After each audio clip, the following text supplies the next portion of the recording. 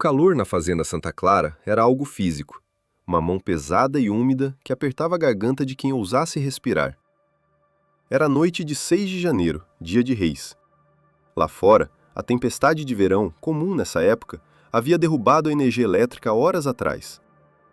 A velha casa de fazenda, isolada por quilômetros de canavial denso, gemia sob o vento, iluminada apenas pela luz amarelada e trêmula de lampiões a querosene.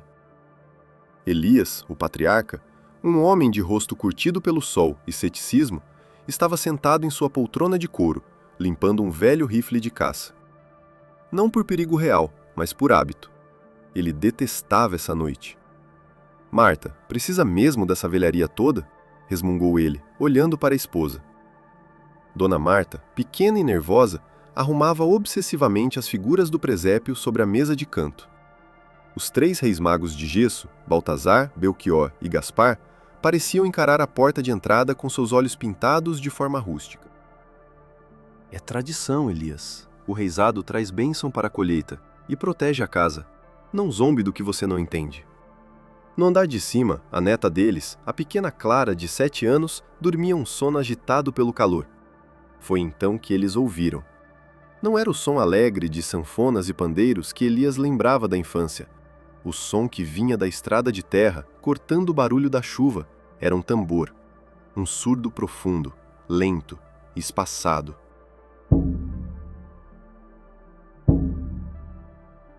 A cada batida, parecia que o chão de madeira da sala vibrava. Em seguida, veio uma rabeca, mas ela não tocava uma melodia. Ela gemia. Um som agudo, arranhado, como unhas em um quadro negro, desafinado em uma escala que não parecia humana. Marta fez o sinal da cruz, segurando o terço com força até os nós dos dedos ficarem brancos. Elias largou o rifle e se levantou, o instinto lhe dizendo que algo estava terrivelmente errado. Aquele não era o grupo da cidade vizinha.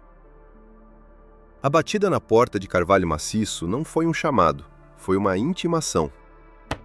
Antes que Elias pudesse alcançar a maçaneta, a porta se abriu sozinha, com um rangido que ecoou pela sala silenciosa. O vento úmido soprou para dentro, fazendo as chamas dos lampiões dançarem violentamente, criando sombras que pareciam garras nas paredes. Eles entraram. Eram 4. Os 3 primeiros usavam as vestes tradicionais de reis magos, mas estavam imundas, manchadas de lama vermelha e algo mais escuro, seco. As coroas de papelão dourado estavam rasgadas e tortas, mas eram as máscaras que gelaram o sangue de Elias. Não eram máscaras de plástico coloridas, eram feitas de couro cru, mal curado, que parecia pele seca, esticada sobre o osso. Os orifícios dos olhos eram vazios, poços de escuridão onde nenhuma luz refletia. Eles traziam caixas nas mãos, as oferendas. "Ô de casa, nobre gente!" A voz do primeiro rei, o que representava Gaspar, saiu abafada pela máscara. Não era uma voz cantada, era um sussurro rouco, gutural, como o som de folhas secas sendo pisadas. Eles começaram a dançar. Movimentos espasmódicos, mecânicos, como marionetes antigas com juntas enferrujadas. O tambor continuava sua batida hipnótica. "Eles não são daqui, Marta", sussurrou Elias, recuando um passo. "Trouxemos ouro para o rei", cantou o segundo. Ele abriu sua pequena arca. Não havia ouro dentro, havia dentes. Dezenas de dentes humanos, amarelados, alguns ainda com raízes sanguinolentas. Elias sentiu um puxão no pulso. Olhou para baixo. Seu relógio de ouro, herança de seu pai, havia desaparecido. No lugar, havia uma marca vermelha, como uma queimadura fria em forma de mão. A música mudou, tornou-se mais frenética.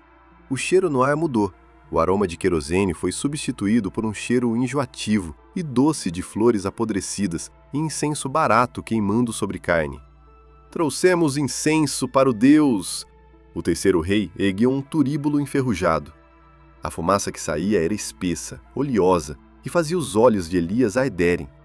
Dona Marta soltou um grito abafado. O terço de prata que ela segurava, abençoado em Roma, desintegrou-se em suas mãos, virando pó de ferrugem que sujou seu vestido branco. Mas o verdadeiro terror não eram os 3 reis. Era o 4º integrante. Ele ficou atrás dos outros, perto da porta aberta. Era mais alto, magro de uma forma inumana. Vestia um manto feito de sacos de estopa costurados grosseiramente. Não usava uma máscara de rei. Sua cabeça estava coberta por um capuz de saco de linhagem, sem furos para os olhos ou boca. Apenas uma superfície áspera e cega. Ele não cantava. Ele não dançava. Ele apenas estava lá.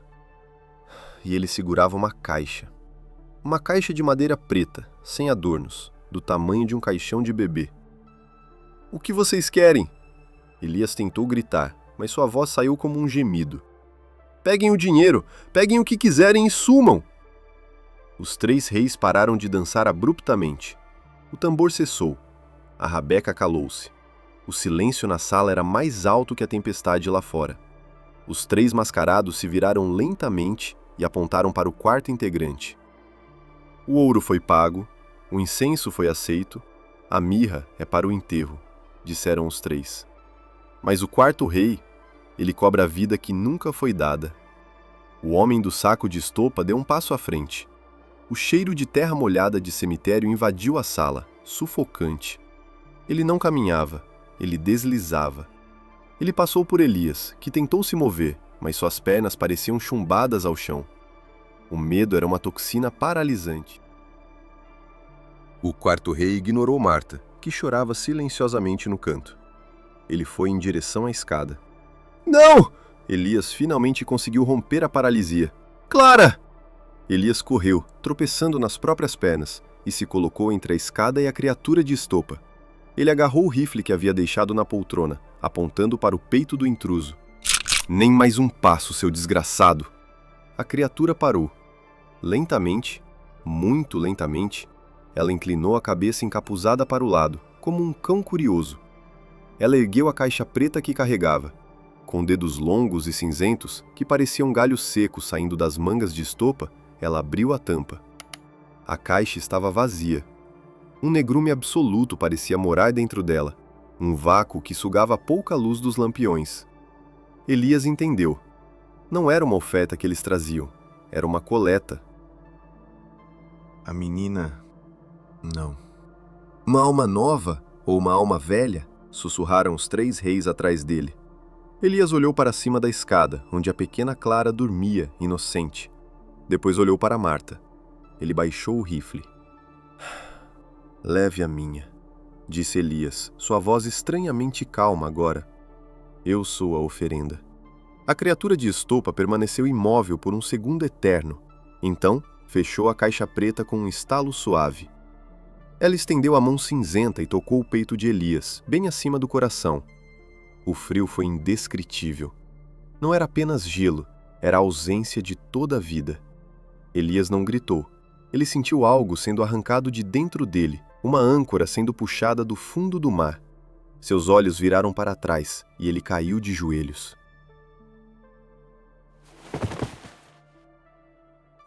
Tão subitamente quanto chegaram, a folia macabra recuou. O tambor voltou a bater.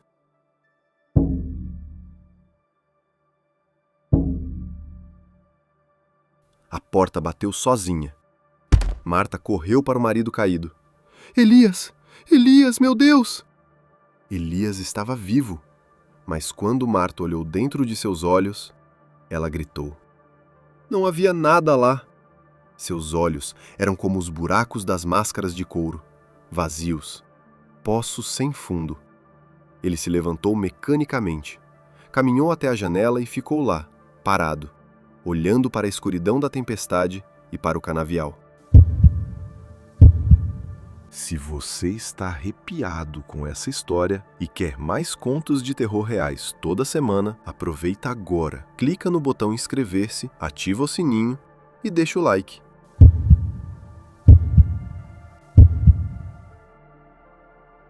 Exatamente 1 ano se passou.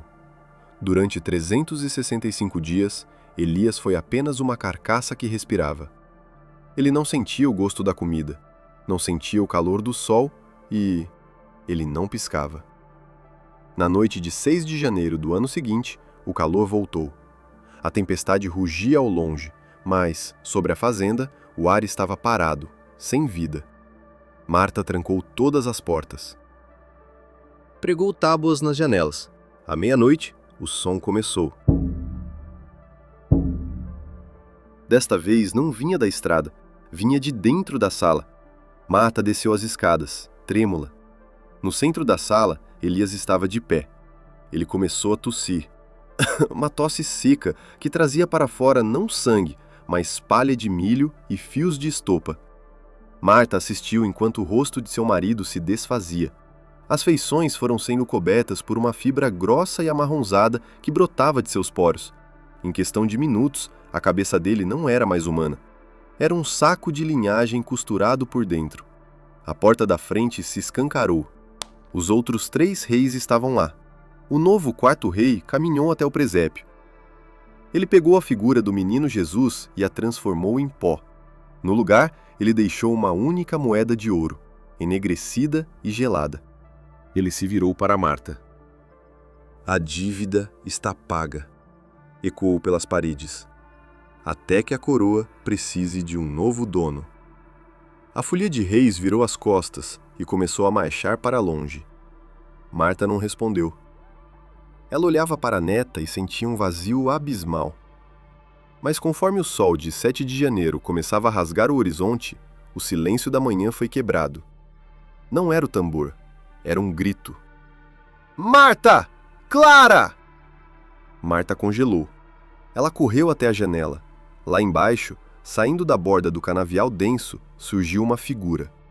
Estava com as roupas rasgadas, sujo de terra vermelha, mas caminhava com passos firmes. Era Elias. Ele estava rindo. Ele trazia nas mãos o saco de estopa, agora rasgado em 1000 pedaços, que ele jogou no chão como se fosse lixo.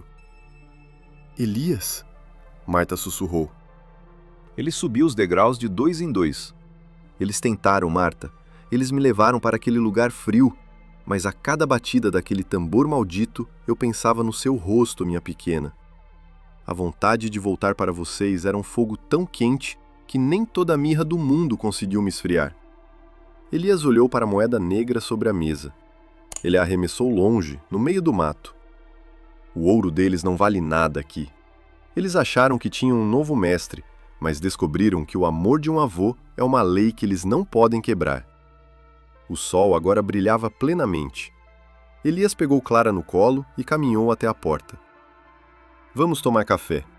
O dia de reis acabou. E hoje, o único rei nesta casa sou eu.